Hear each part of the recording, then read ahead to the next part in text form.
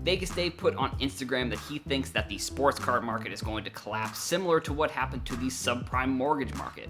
I'm going to tell you my thoughts on what he said and if I agree or if I disagree.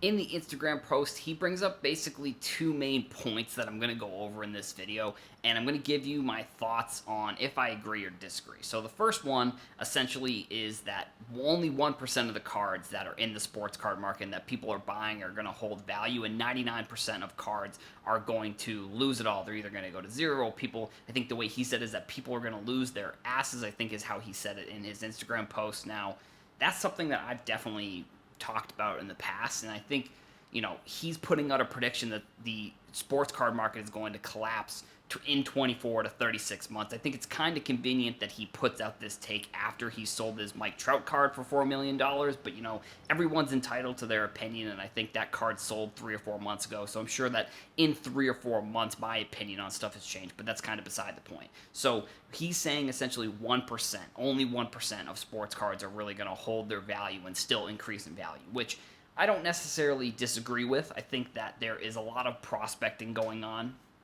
But if you were to say 24 to 36 months ago that the market would be where it is today, it's kind of wild to see the growth of what has happened in 24 to 36 months.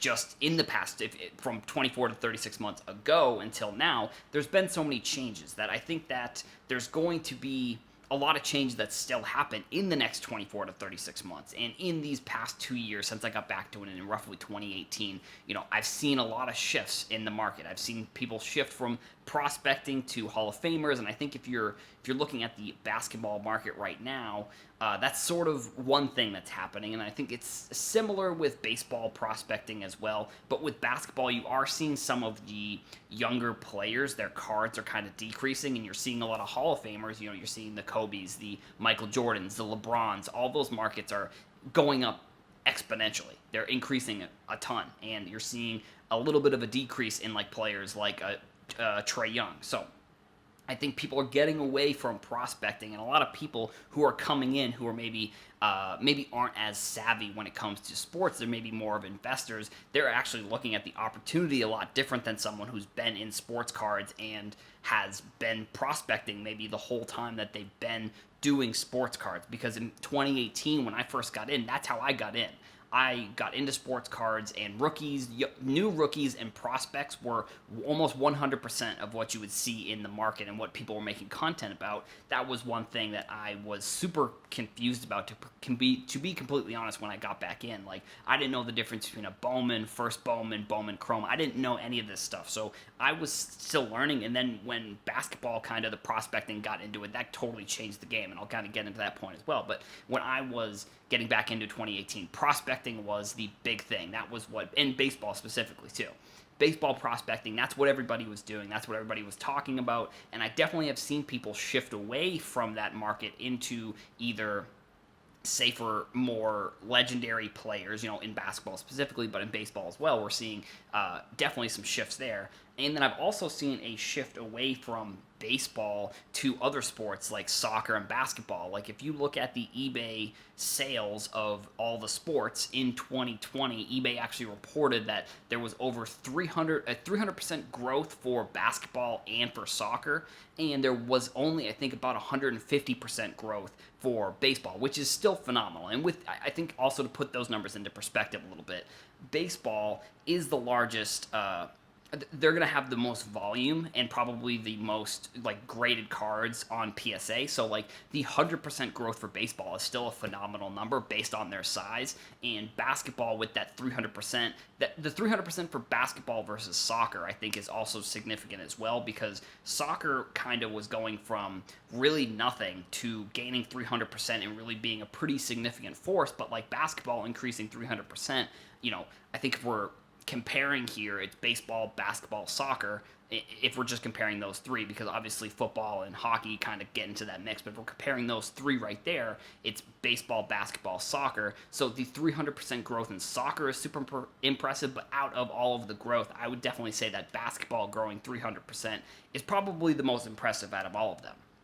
And I think that's what that is essentially is people are shifting away from baseball maybe and they're moving into basketball, and that's kind of what we're seeing now on Instagram. I've definitely seen that shift of people posting basketball cards on Instagram where maybe 2 years ago they were only posting baseball cards. So I think the 1% of cards that will hold value, I think, is correct. I think that it's a little bit vague in my opinion, like the saying that it's going to collapse. Like, I think we're going to see so much different growth and different changes in the hobby that I think people are going to continue to kind of move away from prospecting into safer cards. Now, is that a good thing or a bad thing? I guess if you like rookies, that is a good thing, because then now rookies and prospects are going to become cheaper.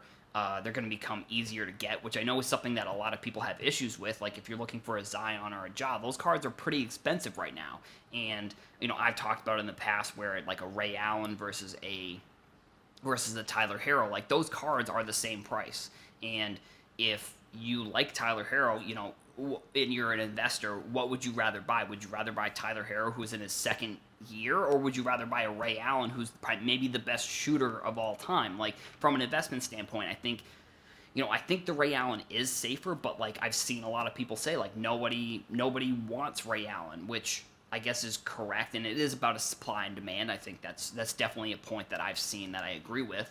But like, I also look at it and say, is Tyler Herro, what is he going to become? Like, he's not. I think it's safe to say that Tyler Herro is never going to become Ray Allen. Like, does he become a Hall of Famer? Who knows at this point? Like I said, he's only in his second year, so that's kind of where I'm seeing some of the changes and shifts in the market itself. So yes, I do agree with him at that point. I think that saying that the market is going to collapse, that's kind of a vague statement that I think is almost like he's trying to trigger people. Like, that's sort of what it is. Because when he goes into his explanation, I don't necessarily think he's incorrect that 99% of the market could collapse, and then that 1% that is the surefire Hall of Fame legendary players, I think those will always stick around. Now, the other point that he made was that Pokemon was going to be a big mistake for a lot of people. I think this is another interesting, good point for some that are watching this video or listening to this on the podcast or wherever. I think that people are going to lose money. That's kind of a fact, and I think we're still in a place where we haven't had a full basketball season with this new increase in the market. So I think going into the season, there are a ton of players that had potential. I think that's why you're seeing a ton of videos that came out that were saying this person has potential, this person has potential. That's why everybody was making that type of content when the season was first starting, because there are specific reasons why there were players that maybe had more potential than others. But I think we're going to start seeing now that some of those players had potential actually didn't have potential at all, and they actually they're not good. Like, that's just kind of, I think, what we're going to see. And I think that's important for people to know, is not to go into it full on and like you could, because you could lose a lot of money if you follow one person or you buy all of one player. That's just a fact, I think. And so with that Pokemon, I think his point that it's a waste of money. And I think it's similar to the regular sports card market, where I think 1% to 5% of those Pokemon cards probably will hold significant amounts of value. That first edition set, some of the newer sets, like I don't know for sure which one specifically, but like I think that 1% to 5% of the market probably will hold pretty significantly. And but right now you're seeing almost any card is selling. Like, even when I was first getting into Pokemon, I noticed that there was significant volume on like just random cards. Like, there was like 4 to 5 cards of random ones selling almost every week. So like, I think there's still a ton of potential there. If you're trying to sell some of your cards, I think you should probably, and then maybe put it into, I don't know, if you're a Pokemon collector, you could put it into one of the big three, like the Charizard or the Blastoise or the Venusaur.